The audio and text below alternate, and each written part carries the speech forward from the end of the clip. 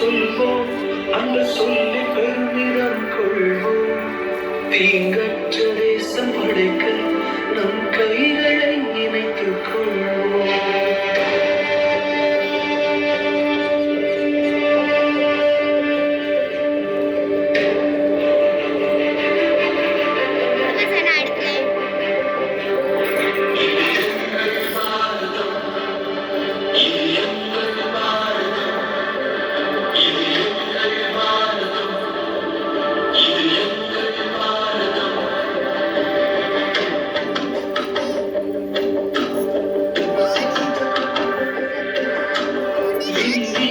என்று சொல்வோம் அந்த சொல்லி பெருமிதம் கொள்வோம்.